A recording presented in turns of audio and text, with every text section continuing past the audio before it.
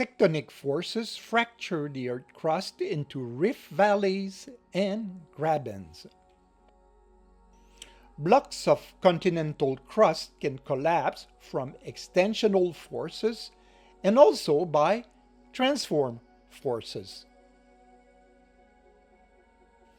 Around the Miocene period, worldwide tectonic forces fractured the Earth crust into rift valleys and grabens, along with volcanic eruptions. The East African Rift is the most notorious example with its modern time tectonics and volcanic activities, also notorious for its incredible nature. The geological history of Africa reveals something astonishing, which is a sort of paradox, even a challenge for classical models of plate tectonics. Surprisingly, the East African Rift, formed during the Miocene, follow precisely the structures of the very old Precambrian. To understand the paradox, we need to overview some basic notions. Since the Paleozoic era, many orogenic belts have deformed our continents into mountain chains.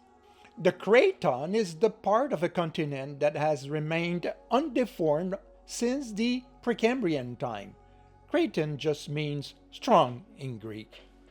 The exposed Precambrian basement is named shield, and it's made of many small cratons of different nature and age. Some geologists might name them small shields or blocks. In between these blocks, you find long belts of metamorphic rocks, like the gneiss formed under pressure at the root of our actual mountain chain. Ancient cratons were domes, but eroded down more or less flat. The East African Rift were formed accordingly to the ancient belts and cratons, which bring us to our paradox. So these Miocene rifts were inherited from the Precambrian structures. There are many examples around the world of Miocene-Pliocene tectonics as rejuvenations of Precambrian structures. The Dead Sea is such an example as a pull-apart basin. Here is the world map of the Precambrian shields. Here is the famous Canadian Shield, which was my playground when I was a young geologist. See how Africa is a paradise for Precambrian geologists. In the south part of Africa, the Precambrian Shield was well preserved and deformed only by two later events. The Cap Fort Belt orogeny, deforming the crust during Permian time, and by the East African rifting during the Miocene period. Here the Precambrian Shield is colored according to its 4 or 5 divisions, starting with the Archean 4 billion years ago.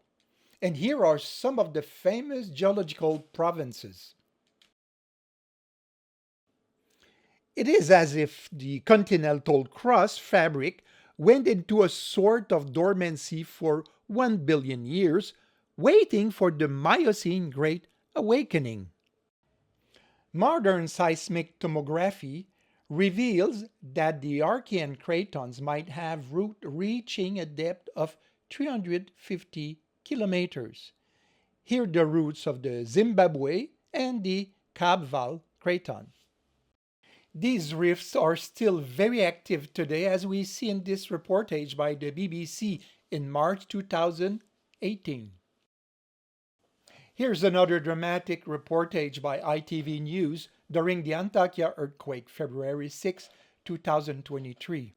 The shearing along the East Anatolian Fault triggered a chasm 300 meters long, 50 meters wide, and 30 meters deep. But these modern events are far less dramatic than the mid-Cenozoic tectonics happening all over the world. But how can we measure dramaticness in tectonics? Timing a tectonic event is a real challenge for stratigraphy. Catastrophic movement overwhelms long alteration processes. Fast erosion and burying preserve blocks and fault faces in their pristine conditions with no alteration.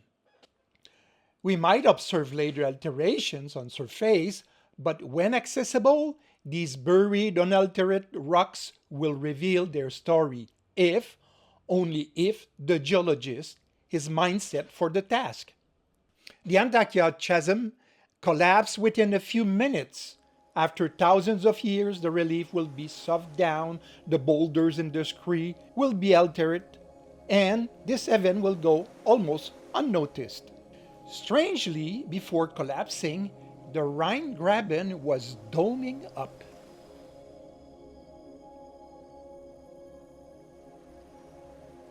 In terms of geology, the Rhine Graben is one of the best studied rifts in the world.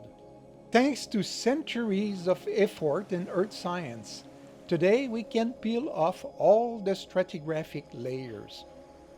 Here the Miocene sediment deposit until the Quaternary, the molasse sediments eroded from the Alps, and the deposit from the Graben shoulder erosion.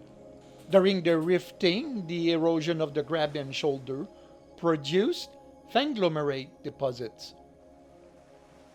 Detailed study of the conglomerates revealed that the erosion and depositions were processing at a velocity greater than what we observe today.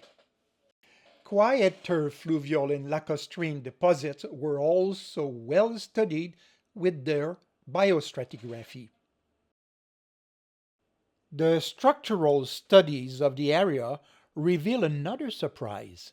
The young late Eocene Rhine Graben was shaped by ancient faults and structures pre-existing since the Hercynian orogeny and even older events.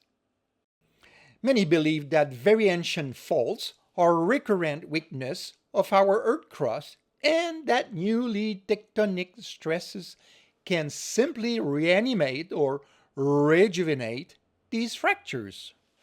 At first, this idea sounds logical, but this topic is so paradoxical that models of plate tectonics tend to ignore this fact, whatever if it's the push-pull plate model, convections and plumb model, or combination of them. Inner Earth geologists cannot explain why their mental plumbs, convections, or push-apart plates would trigger rifts coincidentally with the Precambrian belts and domes. Meanwhile, many internet videos promote the idea that a new ocean is about to be formed in the mid of Africa between the Nubian and the Somali plate. Now let's have a look at the worldwide mid-Cenozoic Great Uplift. Basins lag for long geological periods, and the theory of their thermal evolution is a challenge for modern geologists. Although these basins were sagging and hiding their strata, they were well exposed following the Great Mid-Tertiary Uplift. Each basin has its specific record of geological periods.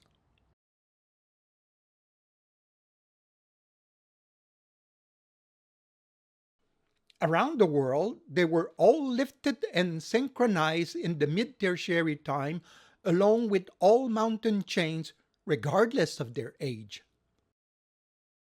But the great mid-tertiary uplift is a real issue. All mountain chains surge up all together from their planation at the sea level. After their orogenic deformation, the Tibetan Plateau and its Himalayas surged from their planated relief. Here is a geological map of France. The young mountain chains, like the Pyrenees and the Alps, the Massif Central and the Massif Armoricain of the old Hercynian chain, and the Paris Basin. These terrains were all leveled down near the sea level until the Great Tertiary Uplift with this incredible synchronization. The Tertiary Paris Basin was also uplift, producing cuestas dissected by erosion, also synchronized with the Ardennes and Vosges uplift. World basins of all ages were also uplifted in the Mid-Tertiary. At the same time, many continental stable margins around the world began their uplift from a flat relief. Some peneplains rose very fast because canyons start to dissect these plateaus after their uplift. In his famous book, The Origin of Mountains, Cliff Ollier compiled a century of publications on this universal uplift. So far, no earth scientist has debunked his conclusion. The reality is that the thickening of the crust by folds and thrusting happens quite deep at the baseline or sea level with no regard to the isostasy natural law. After its peneplanation at sea level, the mountain chain uplift vertically and then erosion start to sculpt peaks and summits.